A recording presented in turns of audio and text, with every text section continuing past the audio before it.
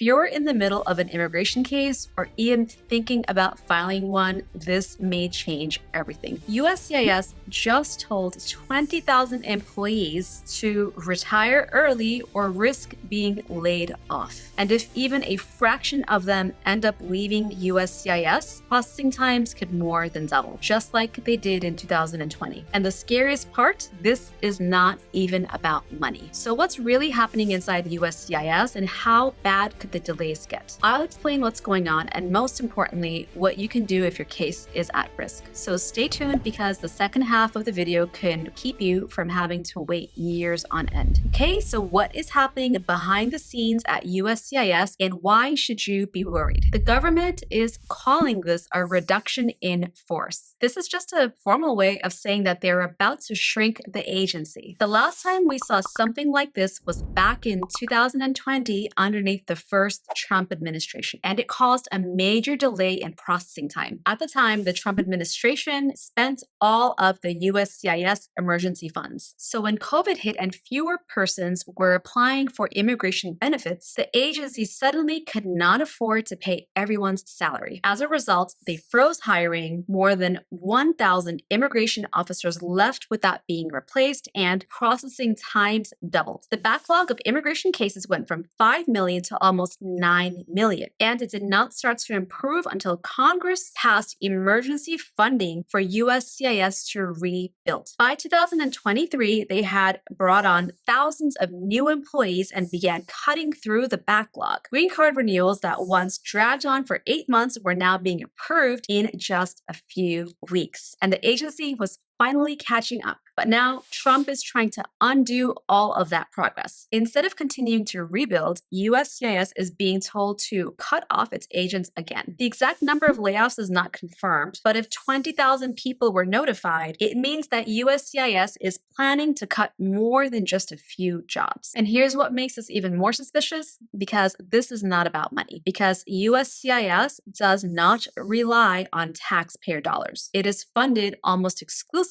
by application fees. That's why they have been able to hire back so many officers since the pandemic. So if the money is there, why start cutting again? We don't have a clear answer, but we can probably guess why. Many people in the immigration space, including former USCIS officials and some current employees, believe this might be Trump's way of trying to sabotage the agency. Some worry that he is quietly trying to push out experienced officers so he can bring in new ones who will follow his orders. Others think that this might be his way of significantly reducing illegal immigration. We can't say for sure what's behind the scenes, but can only take a guess. We do know this: when experienced officers leave, cases take longer. When staffing drops, processing times go up. And even when replacements are hired, it can take more than a year before they're properly trained in order to handle cases on their own. So if this reduction goes forward, there's a real chance we'll see another major slowdown, one that could last a long time and affect every single immigrant. So now that you know what may be to come, what should you do?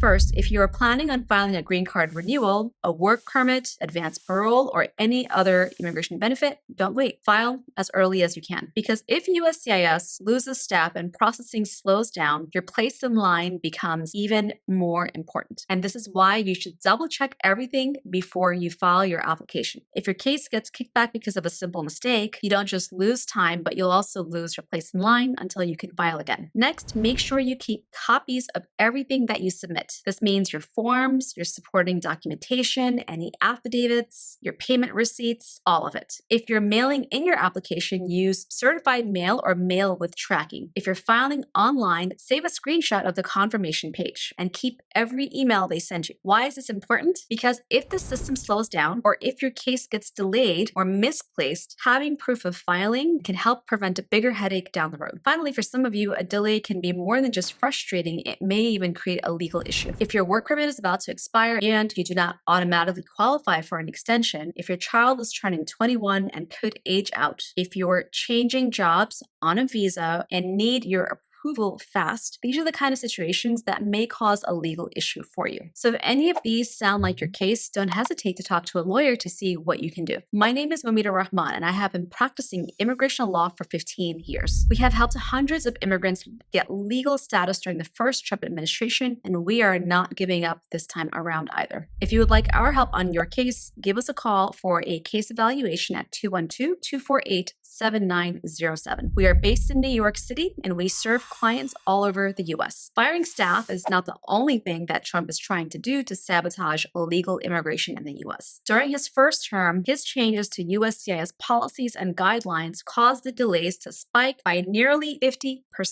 And every single one of these changes are making a comeback. I explain each of them in my other video, Trump's new USCIS policies. Prepare for these major changes now. I'll include a link to that video here. So click to watch the next video and I'll see you there.